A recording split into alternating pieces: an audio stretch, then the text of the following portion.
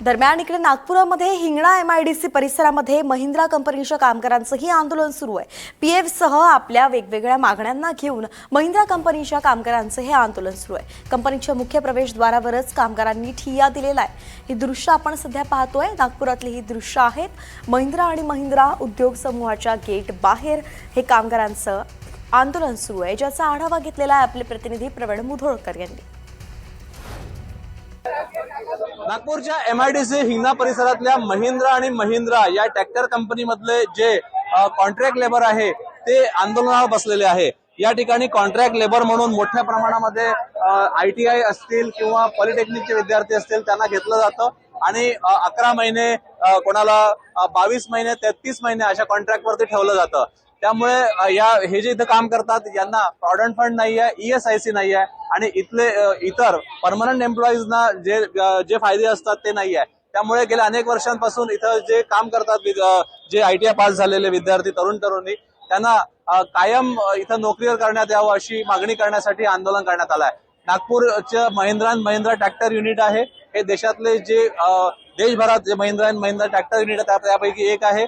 नागपुरातून tractor इथं export केले जातात अमेरिकेपासून आफ्रिकेपर्यंत। त्या मोठं युनिट आहे आणि जवळपास 3-4 हजार लोक इथं काम करतात आणि जवळपास 2-3 हजार लोक कॉन्ट्रॅक्ट वरती इथं ठेवले जातात। त्यामुळे हे जे कॉन्ट्रॅक्ट वरती लोक आहेत यांना परमनंट करण्यात यावं यासाठी हे आंदोलन जे आहे हे पुकारलेलं आहे। या ठिकाणी शिवसेनेचे नेते माझ्या सोबत आहे, ब्रिजलाल रघुवंशी, त्यांना विचारूया। भाऊ, काय सांगाल, हे आंदोलन जे सुरू आहे तुमच्या मागण्या मान्य झाल्या का सध्या तरी? सध्या तरी कोणत्याच मागण्या झालेल्या नाहीये। पहिली गोष्ट तर या लोकांना परमनंट करा, हा विषय तर पहिला आहे। युवांना जर चान्स नाही भेटणार आहे तर कोणाला चान्स देणार आहे, हा पहिला मुद्दा। दुसरा मुद्दा, 3 वर्ष 4 वर्ष ठेवतात, विदाऊट इंटिमेशन काढून टाकतात। तिसरा मुद्दा, ESIC PF नाही, म्हणजे अशी कोणती कंपनी आहे जे ESIC PF न देता कंपनीमध्ये ठेवत आहे? हा तर खूप मोठा विवाद आहे। या गोष्टीसाठी तर आमचा आता डेलिगेशन अंदर चाललाय 10 लोकांचा। त्यानंतर आता ते काय डिसिजन घेतात आणि पुढचा आमचा काय विषय राहील तो आम्ही डिसाईड करू। भाऊ, तुम्ही सांगा, इथं किती महिने तुम्हाला ठेवतात? सर आम्हाला 3 वर्ष ठेवतात सर, आणि 3 वर्षानंतर काढून टाकतात सर। आता माझं वय 24 आहे सर। 24 नंतर मी 4 वर्ष इथं राहील। 28चा झाल्यानंतर सर मला कोणती कंपनी ड्युटीवर घेत आहे? मी माझे सुवर्ण जे माझे हे आहे लक्षण ते मी इथं या कंपनीला देतोय सर। आणि मला पगार किती तुम्हाला? मला पगार काही जास्त नाही सर, 17,000 आहे। तुम्ही सांगा सर, मी इथं अप्रेंटिसशिप पण केली आणि आता मला 3 वर्ष झाले काम करत आहे। अचानक माझं लग्न झालं, एक वेळा ऍक्सिडेंट झाला, असं मी कंपनीला माहिती दिली की माझा ऍक्सिडेंट झाला, मी येऊ शकणार नाही।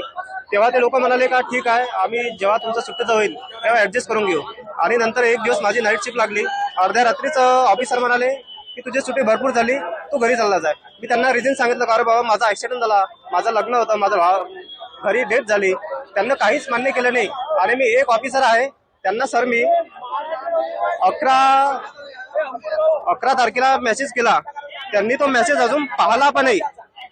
आपण पाहू शकतो या विविध मागण्या आहे आणि इथं ज्या पद्धतीनं जर परमनंट हे लोक झाले तर यांना मेडिकल ज्या लीव्ह आहे किंवा इतर ज्या फॅसिलिटीज आहे त्या मिळतील। पण कंपनीचं असं म्हणणं आहे की ऑलरेडी इथं 3-4 हजार परमनंट एम्प्लॉईज आहे। त्यामुळे हे जे एम्प्लॉईज आहे या एम्प्लॉईज सध्या टेम्पररी घेतलं जातं। आता चर्चा होईल आणि कॉन्ट्रॅक्ट वरती जे इथं कामावरती लोक घेतले जातात त्यांच्या संदर्भात आता मधला मार्ग युनियन आणि महिंद्रा आणि महिंद्राचं ऍडमिनिस्ट्रेशन ते मधला मार्ग काय काढतात याकडे लक्ष लागलं आहे। त्यामुळे सध्या तरी या शिफ्टमध्ये जे लोक आतमध्ये गेले नाहीये, 3 शिफ्टमध्ये जवळपास 4 ते 5 हजार लोक इथं काम करतात। त्यामुळे सकाळची शिफ्ट आता संप यांनी पुकारल्यामुळे सकाळची शिफ्ट आज सुरू होऊ शकलेली नाहीये। प्रवीण मुधोळकर, NDTV मराठी।